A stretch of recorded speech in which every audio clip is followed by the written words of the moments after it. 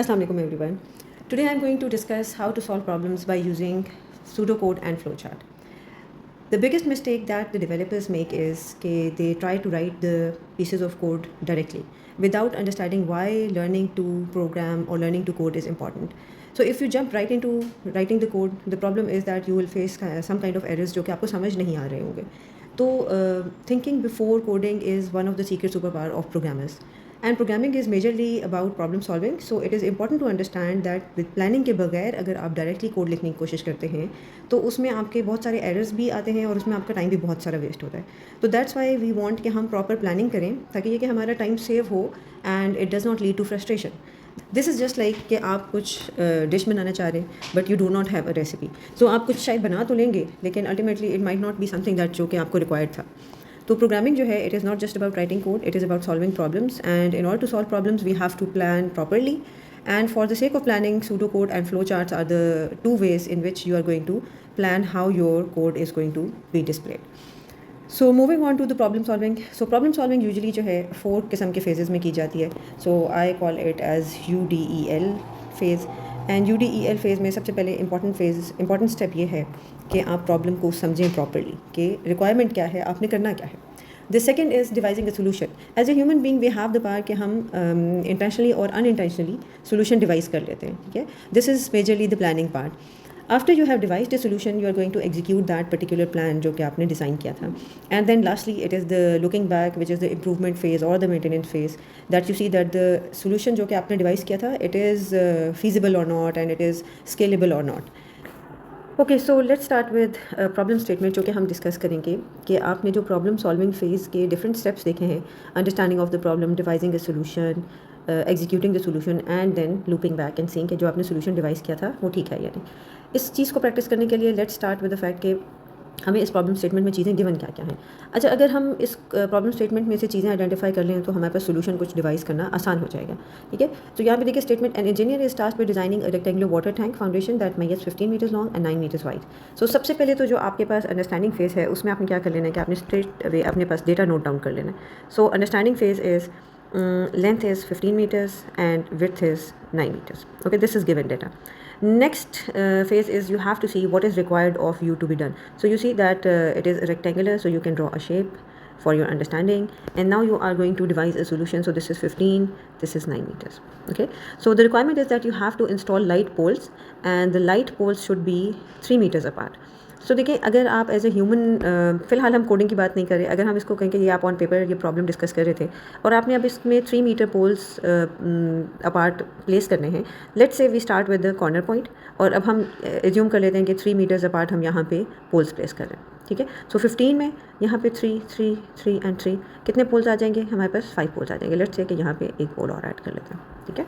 अच्छा, और देखिए अगर आप इसी तरीके से विड्थ में भी पोल्स ऐड कर लें तो आपके पास कितने पोल्स आ जाएंगे? This is 3 metre, this is 3 metre and this is 3 metre. Okay, चलें इसको थोड़ा सा क्लीन बना लेते हैं इस साइड पे. So this is 3, this is 3 3 and 3. So 9 metre width पूरी हो गई. ठीक है. अब आपने टोटल नंबर ऑफ पोल्स अगर फाइंड आउट करने के इस प्रॉब्लम को सॉल्व करने के लिए कितने पोल्स रिक्वायर्ड होंगे, what you are simply going to do is you are going to just add up these number of poles जो कि यहाँ पे डिस्प्ले हो रहे हैं, and then you are going to add up these number of poles and find the total number of poles जो कि आपको रिक्वायर्ड. ठीक है. अब ये तो बहुत ही सिंपल किस्म की प्रॉब्लम थी, लेकिन यहाँ पे हमने सबसे पहले प्रॉब्लम अंडरस्टैंड की, उसके बाद हमने एक सोल्यूशन डिवाइस किया. ठीक है. इस सोल्यूशन को एग्जीक्यूट किया by counting all the poles जो कि यहाँ पे हमने प्लेस किए, and then we may look back and see कि जो हम नंबर ऑफ पोल्स कैलकुलेट कर रहे थे ये बिल्कुल ठीक थे या नहीं. ठीक है. सो this is like one phase of problem solving के, जैसे आप एक सैम्पल पिक करें और आप उसका सोल्यूशन डिवाइस करने की कोशिश करें. ओके, इसी तरीके से अगर हम एक और प्रॉब्लम स्टेटमेंट ले लें जिसमें इफ़ आई से a number between 1 and 70 and the number is less than 30, then you have to say too young, and if it is otherwise then you have to say too old. Okay, देखिए as a human beings we have the power कि हम number अगर कोई end user बोल रहा हो तो हम उसको इमीडिएटली गेज कर सकते हैं according to this problem statement. So let's say I say 20, so you will be immediately able to say this is too young, and if I say 35 you will immediately be able to say this is too old. If I say 80, so you should be immediately able to say that it is not within the range. The range is given as 1 and 70 and 80 is out of that range. So as humans we have the capability that we are able to go through these 4 steps of understanding the problem, devising a solution, execution of the solution, and then looking back and seeing कि जो हमने solution devise किया वो ठीक था या नहीं. ठीक है. So कोडिंग के पर्सपेक्टिव में जब हम प्रॉब्लम सॉल्विंग फेस करते हैं तो देखिए ये तो हमने एक वैसे एक प्रैक्टिस की कि प्रॉब्लम सॉल्विंग के फेजेस कौन कौन से होते हैं, लेकिन अगर आपने कोडिंग करने के लिए फॉर्मली प्लानिंग करनी हो तो फिर आप 2 मोड्स यूज़ करते हैं, जिसमें से हम एक मोड को सूडो कोड कहते हैं और जो दूसरा मोड है उसको हम फ्लो चार्ट कहते हैं। अब हम वन बाय वन इन दोनों चीज़ों को देख लेते हैं कि pseudo code and flow chart होती क्या चीज़ है। Pseudo code plain English like steps होते हैं जो कि आपने परफॉर्म करने होते हैं। परफॉर्म क्या करने होते हैं, वी वुड से कि आप लिख लेते हैं इन द फॉर्मेट, ताकि ये कि आपको पता चले कि फ़्लो ऑफ इन्फॉर्मेशन क्या होगा, ठीक है। और आप इसको इस लेआउट में लिखते हैं कि फ़्लो ऑफ इन्फॉर्मेशन भी क्लियर हो जाए and then each statement can also be converted into some kind of a programming language.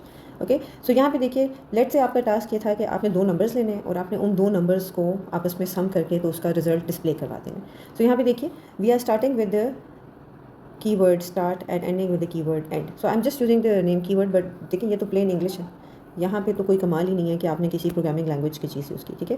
This is simple, start and mark कर दिया, उसमें आपने इनसाइड द सूडो कोड करना क्या है, पहले यूज़र से पहला नंबर लें, फिर दूसरा नंबर लें, इन दोनों को आपस में सम करें और फिर वो रिजल्ट आप सिंपली डिस्प्ले करवा दें। Pretty simple. So pseudo codes जो हैं they are very easier to write और it is like English like representation of your solution. अच्छा, अब जो हमने एज वाली प्रॉब्लम डिस्कस की थी जिसमें age range was between 1 and 70 और अगर नंबर लेस देन 30 है तो 2 यंग डिस्प्ले हो, अगर ग्रेटर देन है तो फिर 2 ओल्ड डिस्प्ले हो, उसका हम सूडो कोड अगर लिखना चाहें तो वो हम कैसे लिखेंगे। देखिए, it is the same thing कि जैसे हमने इंग्लिश में लिखना है तो सबसे पहले तो आप लिख लें कि स्टार्ट कैसे होगा, ठीक है। उसके बाद आपके पास फर्स्ट रिक्वायरमेंट आ जाती है कि सबसे पहले आप चेक करें कि जो नंबर यूज़र देगा, मैं यहाँ पे उसको एन कह रही हूँ, ठीक है। आपके पास चॉइस होती है कि आप रीनेम कर लें या आप कोई वेरिएबल्स टाइप यूज़ कर लें, जैसे मैथ्स में यूज़ किए जाते हैं। If N is between 1 and 70 तो क्या हो, ठीक है। अब देखिए, जब सूडो कोड आप लिख रहे होते हैं तो आप उसकी इंडेंटेशन लेवल चेंज करते जाते हैं, ये रीडेबिलिटी भी इंक्रीज़ करता है और सेकेंडली ये यूज़र को ये भी बताता है कि कौन से स्टेप के बाद क्या एक्शन होना चाहिए।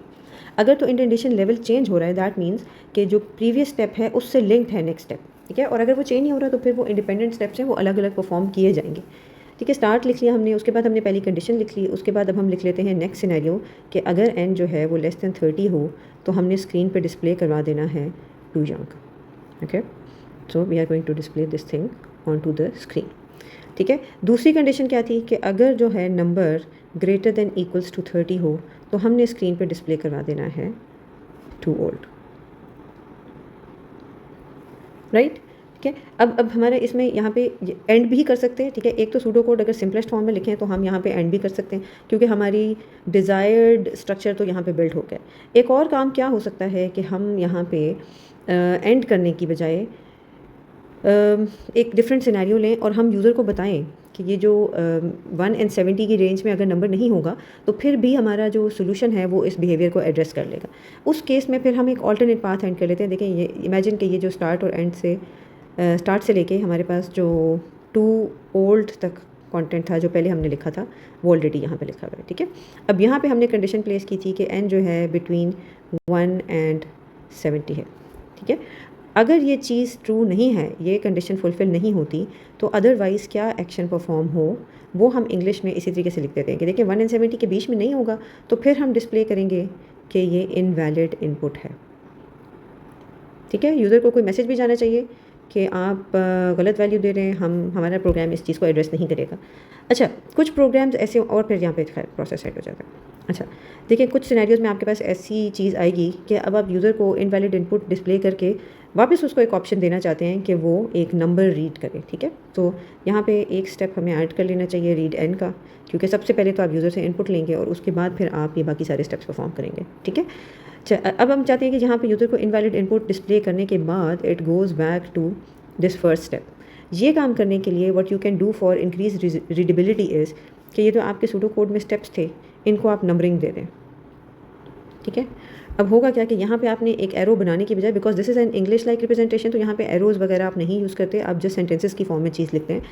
तो फिर आप एरो बनाने की बजाय यहाँ पे क्या करेंगे, यहाँ पे लिख देंगे go to step whatever step जहाँ पे आप जाना चाहते हैं, ठीक है। इस केस में इट बिकम स्टेप नंबर 1, तो यहाँ पे हम स्टेप नंबर 1 लिख देंगे। तो यहाँ से आपका pseudo code will be clear कि अब हमने पिछले एक स्टेप पे चले जाना है, ठीक है। सो this is how you right pseudo code. So let's move on to what is a flowchart. So flowchart is the same thing as pseudocode, which is the solution that you want to execute, but it is graphical. अब ये graphical है तो आसानी क्या हो जाती है कि सिम्बल्स हैं और एरोज़ हैं जो डायरेक्शन बता रहे हैं इन्फॉर्मेशन फ़्लो का, and it is way more easier to understand. ठीक है। So let's see symbols already exist कौन कौन से करते हैं। ठीक है, स्टार्ट और एंड को कैसे रिप्रेजेंट करना है, स्टार्ट और एंड को इस ओवल शेप से रिप्रेजेंट करते हैं, दोनों के लिए सेम ही शेप है।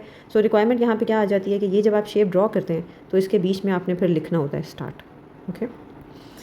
Okay then we have a parallelogram. Parallelogram का क्या काम होता है कि आपने यूज़र से जब इनपुट ली हो या आपने स्क्रीन पे कोई चीज़ डिस्प्ले करवानी हो तो फिर आप पैरेललोग्राम यूज़ करते हैं। ठीक है, अगेन सेम शेप है दो पर्पजेज़ के लिए, तो फिर आपने शेप के अंदर लिखना होगा कि इनपुट ऑपरेशन है या आउटपुट ऑपरेशन है।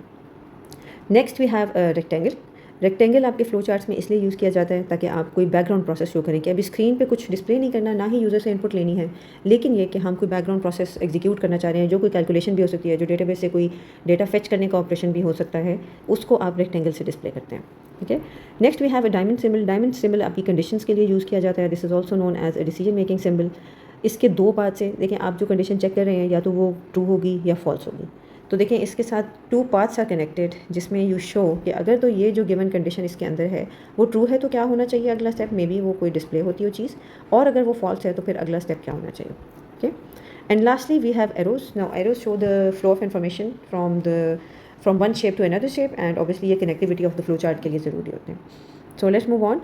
अब हमने जो प्रीवियसली एक एग्जांपल देखी थी जिसमें आपने यूज़र से दो नंबर्स लिए और आपने उनका एक सूडो कोड लिख लिया, ठीक है, और उन दो नंबर्स का आपने सम कैलकुलेट करना था। सेम चीज़ का अगर हम फ्लो चार्ट यहाँ पे ड्रॉ करें तो देखिए हम फ्लो चार्ट ड्रॉ करने के लिए शेप्स ड्रॉ करेंगे। ठीक है, सो स्टार्ट और एंड के लिए हमारे पास सेम शेप्स हैं, बट ये कि अब हम स्टार्ट करते हैं इस पर्टिकुलर लेवल से। देखिए सबसे पहले स्टार्ट के लिए हमने ओवल ड्रॉ कर लिया, and inside this we are going to write start. Okay, next हमारे पास read a number. Now read a number is equivalent to take a number, input a number from the user. ठीक है, सो इसके लिए हम एक पैरेललोग्राम ड्रॉ करेंगे और आपने यहाँ पे लिख लेना है input which number, input number 1। ठीक है, सो मेरी शेप्स को इतना गौर से ना देखिएगा, आपने ऐसी शेप ड्रॉ करनी है कि उसके बीच में कंटेंट पूरा आ जाए। ठीक है, next we have another parallelogram. अब आप यूज़र से सेकंड नंबर रीड करें, रीड नंबर 2। ठीक है, अब थर्ड स्टेप पे आ जाएं। ठीक है, अब ये जो थर्ड स्टेप है दिस इज़ अ प्रोसेस। ठीक है, प्रोसेस मीन्स कि ये बैकग्राउंड में होगा, यूज़र को एज सच कुछ भी नज़र नहीं आएगा जब ये कैलकुलेशन होगी। ठीक है, so it becomes number 1 plus number 2। Okay, and at the end this is a display sign. So display is also an output operation. So यहाँ पे आपने लिख देना है डिस्प्ले व्हाट, डिस्प्ले साइन। ठीक है, और अब आपका प्रोसेस एंड हो रहा है। ठीक है, सो आप यहाँ पे एंड में एक ओवल बना देंगे which is an and symbol, और आप इस तरीके से एक फ्लो चार्ट ड्रॉ कर लेंगे। This is pretty simple. Pseudo code को आराम से एक फ्लो चार्ट में कन्वर्ट कर सकते हैं। अच्छा, अब देखें, अब हम अगली एग्जांपल देख लेते हैं जिसमें हमारे पास वो जो एज वाला सिनेरियो था हमने वो कंसिडर किया। ठीक है, अब अगर एज सिनेरियो में आप देखें सबसे पहले आपके पास बिगिन एंड एंड सिंबल्स आ जाते हैं। So naturally you have to draw a start shape. ठीक है, then you have to get a number from the user. So this is going to be a parallelogram. यहाँ पे आप लिखते हैं गेट एन। ओके, मैं इसको एन कर रही हूँ। देन आपने एक कंडीशन अप्लाई करनी है, इफ़ नंबर इज़ ग्रेटर और equal to 1 and number is less और इक्वल टू 70। ठीक है, अब कंडीशन कैसे रिप्रेजेंट की जाती है? कंडीशन रिप्रेजेंट की जाती है एक डायमंड सिंबल से। ठीक है, और जैसे हमने पहले डिस्कस किया कि डायमंड सिंबल के साथ आपने ट्रू एंड फॉल्स बिहेवियर्स बताने हैं, इसको येस एंड नो के साथ भी रिप्रेजेंट किया जाता है। ठीक है, इसके अंदर क्या लिखें? इसके अंदर लिखें वही कंडीशन जो कि आपने यहाँ पे स्टेट की हुई है, greater than equals to 1 and number is less than equals to 70। ठीक है, ये लिख लिया। अब आप देखें कि अगर तो ये कंडीशन मीट हो जाती है तो फिर अगला स्टेप क्या हो? अगले स्टेप में basically there is another condition that we have to check, and that condition is कि अब ये नंबर लेस देन 30 है या नहीं। ठीक है, अगर तो ये लेस देन 30 है, येस या ट्रू, तो फिर हम क्या करेंगे कि हम कहेंगे टू यंग। अगर ये लेस देन 30 नहीं है तो हम फिर एक पैरेललोग्राम ऐड करेंगे और हम कहेंगे टू ओल्ड। ओके, नेक्स्ट देखिए, यहाँ का फॉल्स पाथ अब एड्रेस होने लगा। ये जो फॉल्स पाथ है this is also an error message, तो हम इसको एक एरर डिस्प्ले करवाएंगे। यहाँ पे आपने स्ट्रिंग वही लिखनी है जो कि आप यूज़र को समझाने के लिए लिखना चाहते हैं। मैंने जस्ट शॉर्ट हैंड के लिए एरर लिख दिया। ठीक है, अच्छा, नेक्स्ट स्टेप पे क्या होगा? अब आप देखें कि यहाँ पे हमने प्रीवियसली डिस्कस किया था कि you can say go to step 1। तो अगर तो आप चाहते हैं कि वापस अब यूज़र से इनपुट ली जाए, यहाँ से जाएँ वापस। ठीक है, और ये एरो ऐसे बना दें। ये अब ये जो स्ट्रक्चर यहाँ पे बन गया है this is known as a loop inside your program. ठीक है, अच्छा, एक और रिक्वायरमेंट जो आपके फ्लो चार्ट्स की है वो ये होती है कि जैसे देखें अब इस शेप का कोई भी पाथ लीडिंग टू एंड नहीं है, same is the case with this shape. तो वी वांट कि जब ये दोनों चीज़ें एड्रेस हो जाएं तो हमारे पास फ्लो चार्ट किसी न किसी तरीके से एंड भी ज़रूर हो, सो फिर हम फ्लो चार्ट को एंड ऐसे करते हैं, ठीक है, ये एंड वाली शेप में। So what did we learn today? We learned about planning phase, and we learned how the pseudocode and flowcharts are used for planning before diving into writing any kind of a source code. A good programmer plans first and codes later. Okay, so that's all for today, and if this was useful for you, please subscribe to this channel, and if you're one of my students, you'll find the exercises in the description below. For everyone else, comment below the next coding problem that you want us to solve together. Until next time, keep coding with you. Thank you so much.